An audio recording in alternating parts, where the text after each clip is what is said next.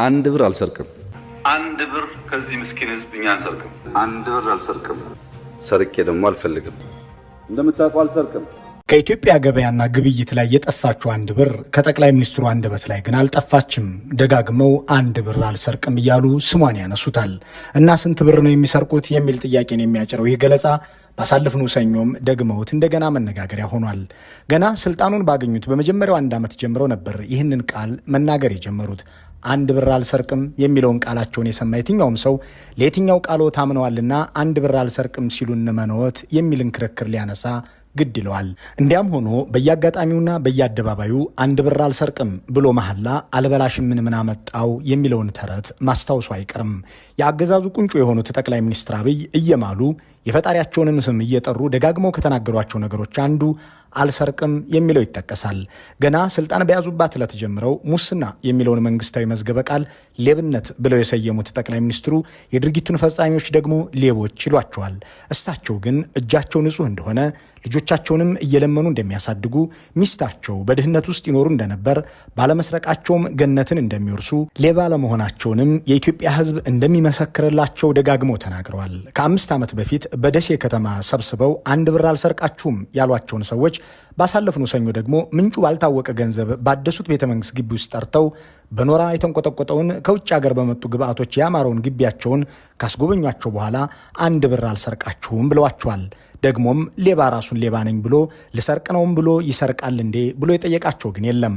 ስለ ሌብነት ብዙ ያብራሩት የአገሪቱ አለቃ ራሳቸውም እንደማይሰርቁ እየማሉ ከተናገሩባቸው በርካታ ንግግሮች ጥቂቶቹን መርጠን እየመረመርን ለደቂቃዎች እንቆያለን። ለዚህም በተመሳሳይ ርዕሰ ጉዳይ ከዚህ በፊት ወደ እናንተ ያደረስነውን ዝግጅት በመጠኑ አሻሽለን ለመጠቀም ወደናል። ከሁሉም በፊት አንድ ብር አልሰርቅም እያሉ ያለ ጠያቂና ያለ ከልካይ ለራሳቸው መኖሪያ ቤት ለማነጽ በ10 ቢሊዮን ዶላር የሚቆጠር ገንዘብ የሚያወጡበትን ስልጣን ከመያዛቸው በፊት የነበራቸው ህይወት፣ በልጅነታቸው የነበራቸው የአስተዳደግና የአኗኗር ሁኔታ ምን ይመስል እንደነበር እናስቀድም። በ2010 ዓ.ም ክረምት ወደ አሜሪካ በተጓዙ ወቅት ስለ ልጆቻቸውና ባለቤታቸው አኗኗር የተናገሩትን እናስታውስ። በአሜሪካ መንግስት የሚደጎመውና አነስተኛ ገቢ ያላቸው ሰዎች የሚኖሩበት ቤት ሴክሽን 8 ይባላል።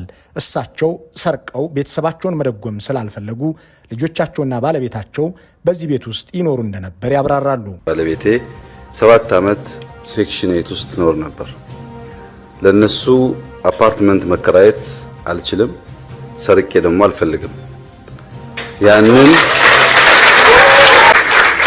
ያንን ከባድ ጊዜ እንዲሻገር ብዙ ስቃዮች አልፈናል።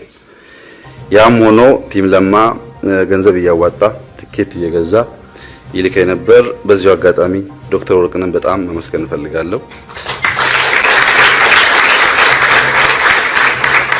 እነዚህ ሰዎች ብዙ ባያግዙ ኖሮ አሁን የደረስንበት ቦታ መድረስ ትንሽ ከብድ ነበር። የልጆች ነገር ስለምታውቁት ማለት ነው።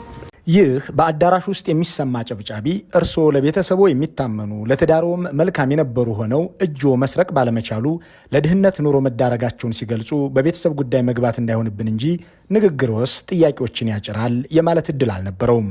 እሳቸው መስረቅ ስለማይፈልጉ ወርቅነህ ገበየሁ ትኬት እየቆረጡና ቲም ለማዎች ገንዘብ እያዋጡ ወደ አሜሪካ እንደሚልኩላቸው ይገልጻሉ። እርስዎም ሆኑ ወርቅነህ ሚኒስትር ነበራችሁ። የሁለታችሁም ገቢ የመንግስት ሹመኛ ደሞዝ ነው። ታዲያ ወርቅነህ ከእርስዎ ተሽለው ወደ አሜሪካ የሚጓዙበትን ትኬት የሚቆርጡልዎት እርስዎ ስለማይሰርቁ እሳቸው ግን ስለሚሰርቁ ገንዘብ ስለነበራቸው ነው እያሉን ነውን የሚለውን ጥያቄ የሚያነሳ ዲያስፖራ በዚህ አዳራሽ ውስጥ አልነበረም። ይህ ከሆነ ከወራት በኋላ ደግሞ ጠቅላይ ሚኒስትርም ሆነው ደሞዛቸው እንዳነሳቸው በምሬት ሲናገሩ ተደመጡ። የኢትዮጵያ ጠቅላይ ሚኒስትር ሆኜ በወር 400 ምናምን ዶላር ነው በላው። እንደምታውቀው አልሰርቅም። ይሄን ሁሉ የሰፈር ጣጣ ለመስማት ግዴታ የለብኝም። ይህንን ሁሉ የሰፈር ጣጣ ለመስማት ግዴታ የለብኝም ማለቶ ልክ አይደለም ክቡር ጠቅላይ ሚኒስትር። ጣጣ መስማት ብቻ ሳይሆን መፍትሄ ለማበጀትም የያዙት ስልጣን ግዴታን ይጥልቦታል የሚለውን ክርክርን ተወውና እንደምታውቀው አልሰርቅም ያሉት ነገር ላይ እናተኩር። ይህ በ2012 የበጋ ወራት ወደ አቡዳቢ አምርተው በዚህ ሀገር ካሉ ኢትዮጵያውያን ጋር ሲወያዩ የተናገሩት ነው። ከተሳታፊዎቹ አንዱ ስለ ሰላም እጦትና የጄኔራል አሳምነውን ግድያ በተመለከተ ለጠየቃቸው ጥያቄ ሲመልሱ ነው እንደምታውቀው አልሰርቅም፣ ጠቅላይ ሚኒስትር ሆኜ የምበላው $400 ነው ያሉት። እንዲያም ሆኖ ተው እንጂ ክቡርነቶ፣ እኔንማ ምስክሬ ያድርጉኝ። እኔ እንደማይሰርቁ በምን አውቃለሁ? ብዙ ተናግረው ዋሽተውናል፣ ብዙ ቃል ገብተው ክደውናል። ታዲያ ከዚህ ተነስቼ እንዴት አይሰርቁም ብዬ ልመን? ደግሞስ እንደማይሰርቁ በምንድን ነው የማውቀው? እባክዎትን እኔኑ ምስክሬ ያድርጉኝ ብሎ ለመጠየቅ የደፈረ አልነበረም። ቀጥሎ የሚነሳው $400 ወርሃዊ ደሞዝ አለኝ ብለው በአደባባይ የተናገሩ ጠቅላይ ሚኒስትር የአገሩና የኔ ደህንነት ሁኔታ አሳሳቢ ስለነበር በ2010 መጨረሻ ልጆችን ወደ አሜሪካ መለስኩ አሉ። ራሴን ነፃ ለማውጣትና ሀገርና ሕዝብ የሰጠኝን ኃላፊነት ለመወጣት በተለይ የተከበረው ምክር ቤት የሚጠብቃቸው ሪፎርሞች ለማሳካት የመጀመሪያው ስራ ከቤተሰብ ጋር መመካከር ነበር። ቤተሰብ ከዛ በፊት በስደት ስለነበሩ ያለው ሁኔታ ካየን በኋላ ይሄ ቤት እስር ቤት ነው፣ እዚህ ተቀምጠን በቲቪ እየወጣን ጠቅላይ ሚኒስትር መሆን አንችልም፣ ስራ ይፈልጋል፣ ሪስክ አለውና ወደ መጣችሁበት ተመለሱ በሚል ተስማምተን ቤተሰብ ወደ መጣበት መልሰን በየቀኑ መታፈንም መታገትም መገደልም ሊያጋጥም እንደሚችል በማሰብ ነው የመጀመሪያው ወር ለተወሰነ የተሰራው። ከዚህ ቀደም ልጆችዎን ትኬት ገዝተው ወደ አሜሪካ የሚልኩልዎት እነ ወርቅነህ ገበየሁና ቲም ለማዎች ከነበሩ አሁንስ ማን ነው? ልጆችዎስ ዘንድሮም በሴክሽን 8 ውስጥ ነው እንደ የሚኖሩት? መቼም በትላልቅ ቪላዎች ውስጥ እንዳያኖሯቸው እርስዎ አንድ ብር እንኳ የማይሰርቁ መሪ ነዎት። በምን ገንዘብ ከየት በመጣ ወጪ ነው አሜሪካ እንዲቀመጡ ያደረጓቸው? ደግሞም $400 ወርሃዊ ደሞዝ እንኳን አሜሪካ ለሚኖር ቤተሰብ ለእርስዎም እንዳልበቃ ተናግረዋል። ታዲያ ካልተሰረቀ ከየት መጣ ብሎ መጠየቅ ቅንጦተኛ ሰው የሚያነሳው ጥያቄ ነው። እሳቸው ግን እንደማይሰርቁ ገልጸው ጭራሽ እጃቸውም ንጹህ ልባቸውም ርኅሩህ በመሆኑ ገነትን እንደሚወርሱ ይናገራሉ። እኔ የግሌ ልንገራችሁ፣ ዛሬ በሞት እቺን ታክል ጅግሬት የለኝም። እያንዳንዱ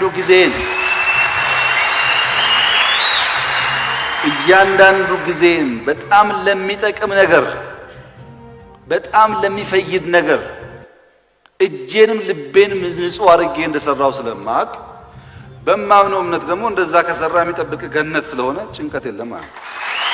ግድ የለዎትም ክቡርነቱ፣ ልቦንን ተውና እጅዎት ላይ እናተኩር። ምንም የሚያስቆጭ ነገር አልሰራሁም ሲሉ ስላረገፉት 1 ሚሊዮን ነፍስ አልጸጸትም ማለት ሆነውን?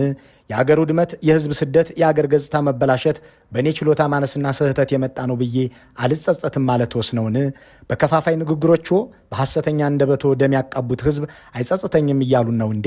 ደግሞስ እያንዳንዷን ደቂቃ ለሚጠቅም ነገር ነው ያልኩት ማለት ከመግደል፣ ከማፈናቀል፣ ህዝብ ከማደሄት፣ አገር ከመከፋፈል፣ ሰላም ከማሳጣት በላይ በእያንዳንዷ ደቂቃ ምን የፈጸሙት ልዩ ነገር አለና ነው እንዲህ ማለቶ? በ5 ዓመት ውስጥ በትንሹ 1 ሚሊዮን ሰው የሞተበትን ጦርነት አካሂደዋል ሲባል እኮ በአማካይ በየዓመቱ 200,000 ህዝብ፣ በየወሩ 17,000 የሚደርስ፣ በየቀኑ 550 ሰው፣ በየሰዓቱ 23 ሰው ይገደል ነበር ማለት ነው። ታዲያ ይህንን ነው እያንዳንዱን ጊዜ ለሚጠቅም ነገር አዋልኩት የሚያስብለው? ይህንን ሁሉ ኃጢአት የሰራ ሰውስ ገነትን እወርሳለሁ ብሎ ሲናገር ገነትም እንደ ቤተ መንግስት ዘው ተብሎ የሚገባበት ሆነ እንዴ? የሚሉትን ጥያቄዎችን ተውና እጄን ንጹህ አድርጌ የሰራሁ ካሉት ነገር ላይ እናተኩር። በእርግጥ እጆ ንጹህ ነውን ስንልም እንመርምር። እጆ ብዙዎች እንዲገደሉ ትዕዛዝ በሰጡ ወረቀቶች ላይ አልፈረመምን? እጆ ቢሊዮኖች እንዲወድሙ ላደረገ ጦርነት መመሪያ ለመስጠት ደብዳቤ አልጻፈምን? የሚለውን እንተውምና እጆቹ ከሙስና የጸዱ ናቸውን የሚለውን ከአንድ ብር ጋር አገናኝተን እንደገና እንመልከት። ጠቅላይ ሚኒስትር አብይ ደጋግሞ ሲናገሩ እንደተደመጡት በልጅነታቸው ጥልቅ ድህነት አሳልፈው አሁን ተበቅለውታል። በከፋ ችግር ውስጥ እንዳደጉ ጎመን በቂጣ በልተው አንሶላና ብርድ ልብስ በአካል ሳይሆን በምናብ ለብሰው ልጅነታቸውን እንዳሳለፉ ድህነት አቆራምዶ ያሳደጋቸው ሰው መሆናቸውን ሳይሰስቱ ተናግረዋል። አሁን ግን ጠቅላይ ሚኒስትር ሆነው ይህንን ሁሉ ድህነት ድል እንዳደረጉት ይናገራሉ። ከበሻሻ ተነስቶ ለዚህ ክብር የበቃ ነው የሚለውንም ደጋግመው ብለውታል። ይህ አንድ ከበሻሻ ተወልዶ ለመጣ ሰው በዚህ ታላቅ ስፍራ ለመቆም የሚያበቃ ማንነት እንደሌለው በግልጽ ሁላችን ትክክል። ይህንን ያሳካውን ያደረገውን እና አዲስ መልክ ኢትዮጵያን የገለጠውን እግዚአብሔርን አብዝቼ ማመስገን እፈልጋለሁ። ብዙ ጊዜ ከበሻሻ መምጣቴንና እኛ አካባቢ ብዙ ሰዎች ደሃ መሆናቸውን ነግሬያችሁ ነበር። እኛ አካባቢ ነው ያልኩት። አንዳንድ ሰዎች ሲጠይቁኝ እናትና አባቴ ደሃ መሆናቸውን ተናግሬያለሁ። ኢማጂን ሰው ከበሻሻ ሲባል ሄዳችሁ ካላያችሁ አይገባችሁ። እንዲሁ ስታዩት ደህንነቱ ያስታውቃል። እንኳን ኖራችሁባት። ሰው ከሷ ወጥቶ ያለመውን ያሰበውን ማሳካት ከቻለ ከተያዛችሁበት ጉዳይ ወጣ ብላችሁ ማሰብ ከቻላችሁ መሆን ይችላል። ልክ እንደዚህ ደጋግመው በድህነት ውስጥ አድገው ከድህነት መንደር ወጥተው አሁን ያንን ድል ማድረጋቸውን ተናግረዋል። ጠቅላይ ሚኒስትር መሆን ድህነትን ለማሸነፍ ትክክለኛ መሳሪያ መሆኑን አልሸሸጉም። እሳቸው ከወላጅ የተቀበሉት ሀብት ከአውራሽ የተረከቡት ርስት የላቸውም። ጠቅላይ ሚኒስትር ደግሞ በደሞዝ የሚሰራበት የቅጥር ስራ እንጂ በሲራራ ንግድ ላይ የተሰማራ ባለሀብትነት አይደለም። የአገሪቱ መንግስት ሰራተኛ ኑሮን ለማሸነፍ የሚታገል እንጂ በሀብት ማማ ላይ የተሰማራም አይደለም። እናም ይህንን የሰማ አንድ የአገሪቱ መንግስት ሰራተኛ ክቡርነቶ ታዲያ ካልሰረቁ በ$400 ወርሃዊ ደሞዝ ድህነትን እንዴት ድል ማድረግ እንደሚቻል ጥበቡን ቢነግሩን፣ አሜሪካ 3 ልጆችን ከነ ሞግዚቶቻቸውና ትምህርት ቤት ክፍያቸው፣ አዲስ አበባ የራስዎን ኑሮና የቤተሰቦን ሁኔታ ከነ ሙሉ ወጪው መሸፈን የሚያስችለውን ተአምር ቢነግሩን ምን አለበት ብሎ ቢጠይቅ ልክ ይሆናል። እሳቸው ግን ይናገራሉ፣ 1 ብር አልሰርቅም። ይህንንም የኢትዮጵያ ሕዝብ ምስክሬ ነው። ለኢትዮጵያ ሕዝብ በኩራትና በእምነት መግለጽ እንፈልገው 1 ብር ከዚህ ምስኪን ህዝብ እኛ አንሰርቅም። 1 ብር። የኢትዮጵያ ህዝብ አስተዋይ ነው። ሳንሰርቀው 7 ቀን ስንሮጥ እንደምንሰራ ያውቃል። ብናበላሽ እንኳን ከአቅም ማነስ እንጂ ሆን ብለን እንደሆነ ያውቃል። የትኛውም ጫፍ ያለው ባይዘው ፌስቡክ ላይ ያለው ኢትዮጵያ አይደለም። የትኛውም ወረዳ ብትሄድ የኢትዮጵያ አርሶ አደር የእሱን ጎተራ እየሞላ እንደሆነ ያውቃል። የትኛውም ድሃ እናት በተቻለ መጠን ቤቷን ለመጠገን እንደምንሞክር ታውቃለች። የተከበሩ የብልጽግና ፕሬዝዳንት ሆይ ሳንሰርቀው እንደምንሰራ የኢትዮጵያ ህዝብ ያውቃል አይበሉን። የኢትዮጵያ ህዝብ የሚያውቀው ተቃራኒውን ነው። የአገሪቱ ህዝብ የሚያውቀው ባለሀብቶች ከባንክ ብድር ለመውሰድ እንዲፈቀድላቸው 5% ለብልጽግና መስጠት እንደሚገባቸው የወጣውን መመሪያ መተግበርን ነው። የአገሪቱ ህዝብ የሚያውቀው ያለ እጅ መንሻ መታወቂያ እንኳ ማውጣት እንደማይችል ነው። የአገሪቱ ህዝብ የሚያውቀው አገዛዛችሁ ሙሰኛና ዘረኛ መሆኑን ነው። ለቤተ መንግስቱ ግንባታ ባለሀብቶችን ብር አምጡ እያለ እንደሚያስፈራሩ ነው። ይህንንም ግሎብ ኤንድ ሜል የተባለው ጋዜጣ ባለፈው ወር አጋልጦበታል። ራስዎ ኃላፊ የሾሙለት የጸረ ሙስና ኮሚሽን እኮ ከአንድ ሰው በስተቀር ሁሉም ባለስልጣን ሀብቱን ደብቆ መገኘቱን በይፋ ተናገረ። ግድሎትም 1 ብር እንደማንሰርቅ የኢትዮጵያ ህዝብ ያውቃል ብለው ይህንን ይለብሰውና ይቀምሰው ቸግሮት ለእንግልት የዳረጉትን ህዝብ ምስክር አይጥሩት የሚለውን ሐሳብ መክረን ሳንጨርስ ራሳቸው ይናገራሉ። በውስጣችን ብዙ ሌባ አለ ይላሉ። ሌብነትን እንደ መብት ሆኗልም ይላሉ። ሌብነት ጌጥ፣ ልምምድ፣ ምንም ነውር የሌለበት ጉዳይ እየሆነ ነው። እያንዳንዱ ቢሮክራት ለመታወቂያና ለመንጃ ፈቃድ ብር የሚቀበል ከሆነ ዋጋ የለው። ህዝብ የምናስመርር ከሆነ ዋጋ የለው። ብዙ ሌባ በውስጣችን አለ፣ ብዙ አጭበርባሪ በውስጣችን አለ፣ ብዙ ንፉግ በውስጣችን አለ። ገና ብዙ ጥራት ይጠበቅብናል። ክቡርነቱ ታዲያ ቅድም 1 ብር አንሰርቅም ህዝብ ሳንሰርቀው እንደምናገለግለው ያውቃል እንዴት ሊሉን ቻሉ? በውስጣችሁ ብዙ ሌባ እንዳለ የሚነግሩን 1 ብር አንሰርቅም ያሉትን ዘንግተውት ነውን ብሎ መጠየቅ ለትናንቱ ሳይሆን ለቅድሙ ንግግሩ ተአማኒነት ለሌለውና ቀጣይነት ያለው አቋም ማንጸባረቅ ላላስለመደን የብልጽግናው አገዛዝ እርባና ያለው ጥያቄ አይደለም። ጠቅላይ ሚኒስትሩ ግን ይቀጥላሉ። ያችኑ የ1 ብር ነገር አንስተው አልሰርቃትም ይላሉ። በስልጣን ዘመኔ ከእናንተ 1 ብር አልሰርቅም፣ አልቀጥፍም።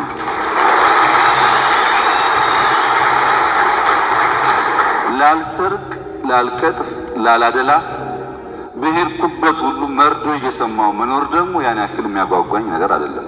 እኔ ለማገልገል ነው የመጣሁት። ይችን የ1 ብር ነገር እዚህም ጋር ደገሟት። ክቡርነቱ አልሰርቅም አልቀጥፍም ያሉትን ነገር ቢያንስ ደጋግመን እንደሰማኑ ብዙ ቀጥፈው ብዙም ዋሽተው ብዙም አታለው ይህንን ማድረግም የበሻሻ አራዳነት ነው ብለው ነግረውን የለም እንዴ? ጀነራል አሳምነው ጽጌን ከእስር ያስፈታሁት እኔ ነኝ። እንዲገደል ትዕዛዝ አልሰጠሁም። ኢንጂነር ስመኘው በቀለን አግኝቼው አላቅም። በትግራይ ጦርነት የኤርትራ ሰራዊት አልገባም። በትግራይ ውጊያ አንድም ሲቪል አልገደልንም። በትግራይ ጦርነት ነጮችና ጥቁሮች ተዋግተው ሞቱ። ሳናጣራ አናስርም። በእኔ ዘመን አንዱ ተሳዳጅ ሌላው አሳዳጅ አይሆንም ወዘተ ብለው የዋሸውና የቀጠፈው የእርሱ አንደበት አይደለም እንዴ? እንደማይቀጥፉ ከነገሩን በኋላ ይህንን ሁሉ የቀጠፉ ሰው አልሰርቅም ሲሉንስ እንዴት እንመኖት የሚለውን የጥያቄ ድርድርን ተወውና ብዙዎች አብይ ሌባ ነው ይላሉ ሲሉ ወደ አነሱት ምሳሌ እንለፍ። ብዙ ሰዎች ተነስተው አብይ ሌባ ነው ብሎ ይናገራሉ። ምሳሌ ነው። እኔ ሌባ አይደለሁም፣ ግን ምሳሌ ነው። እኔ ሌባ አይደለሁም ብሎ ደጋግሞ መማል ለምን አስፈለገዎት? ካልሰረቁ አልሰርቅም ማለትስ ምን አመጣው? ቢያንስ የእርስዎ መንግስት የሰረቃቸውን በአደባባይ እናውቅ የለምን? ለእርዳታ የመጣን ስንዴ ፈጭቶ ለውጭ ገበያ በመሸጥ ከዚያ በሚገኝ ዶላር ቦምብና ጥይት ከመግዛት በላይ ምን ሌብነት አለ? የህዳሴ ግድብን 1300 ሜጋዋት ለግብፅ ሲባል የቀነሰው አገዛዝ ምን እንዳገኘበት ምን እናውቃለን? ገንዘቡን ከየት እንዳመጣሁት አትጠይቁኝ በማለት በ10 ቢሊዮን ዶላር ቤተ መንግስት ከመገንባት በላይ ምን ይስረቁን? የእርስዎን መጽሐፍ በመንግስት ቢሮክራሲ ውስጥ እንዲሸጥ ማድረግን የሚበልጥ ሌብነትስ ከወዴት አለ? በመንግስት መገናኛ ብዙሃን የራስዎን መጽሐፍ ማስመረቅንስ ስርቆት አይደለም ብለን እንቀበለው ወይ? አንድ አውቶቡስ በ19 ሚሊዮን ብር ገዛን ብላችሁ ከማታለል በላይ እንዴት ትሰርቁን? የከንቲባ ቢሮ ለማደስ 2.2 ቢሊዮን ብር አወጣን ብላችሁ ከመናገር ሌላ ምን አይነት ሌብነት እንፈልግ? የሚሉትን ጥያቄዎች ማንሳት ጅብ ካለፈ በኋላ እንደሚጮህ ውሻ ነውና የስርዓቱን ሙሰኛ ጠባይ ለማወቅ አንድ ንጽጽር እናስቀምጥ። ለዚህም ባሳለፍነው ዓመት በአዲስ አበባ የተፈጸሙ 2 ሁነቶችን እናስታውስ።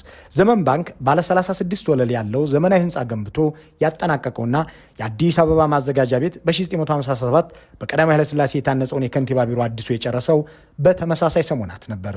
ዘመን ባንክ 36 ፎቆች ያሉትን ዘመናዊ ህንፃ ለመገንባት ያወጣው ገንዘብ 1.5 ቢሊዮን ብር ነበር።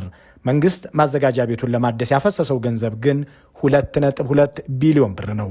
ግብር ከፍሎ የውጭ ምንዛሬ ተቸግሮ የግንባታ ግብዓት በውድ ዋጋ ገዝቶ የመሬት ሊዝ ከፍሎ አንድን 36 ፎቅ ያለውን ህንፃ ለመገንባት የሚወጣው ገንዘብና ግብርም የማይከፍል የግንባታ ግብዓትም የማይቸግረው መንግስት የአንዲትን ከንቲባ ቢሮ ለማደስ የሚያፈሰው ገንዘብ ይህንን ያህል ይራራቃል።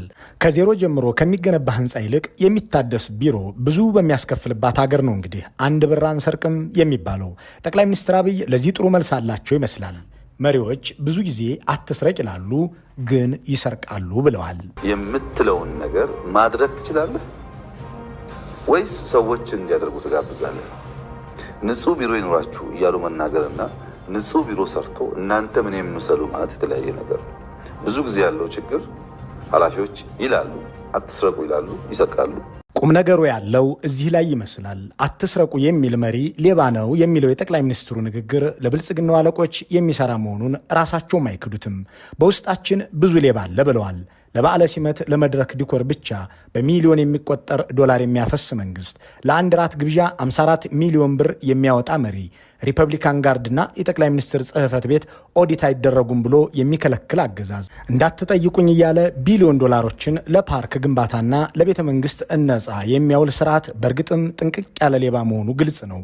አስገራሚው ነገር ፖለቲካዊ ድርድሮችን ጭምር በገንዘብ ለመግዛት መሞከሩ ነው። ለአብነት ከወራት በፊት በዳሬ ሰላም በተካሄደው የኦሮሞ ነጻነት ሰራዊትና የብልጽግናው መንግስት ድርድር ላይ ሀብትና ንብረት፣ ጥቅማ ጥቅምና ምቾት እናቀርብላችኋለንና ጠመንጃችሁን ጥላችሁ ግቡ የሚለውን መጥቀስ ይቻላል። የትግራይን ጦርነት ለማስቆም ሲጠየቁ በገንዘብና በጉልበት የማይንበረከክ ህዝብ የለም ማለታቸው ተሰምቷል። ስለዚህ የአገሪቱን ጥሪት ለጦርነትና ለሌብነት የተከፋፈለ አገዛዝ አንድ ብር አልሰርቅም ቢል ይታመናልን የሚለውን ጥያቄ እንደገና ማንሳት ልክ ይሆናል። በእርግጥ አንድ ብር አንሰርቅም ማለት ቢሊዮንና ትሪሊዮን እንጂ አንድ ብር ምን ልትሰራልን እንሰርቃታለን ማለት ይሆን? መልካሙን ሁሉ በመመኘት በዚሁ እንሰናበታለን።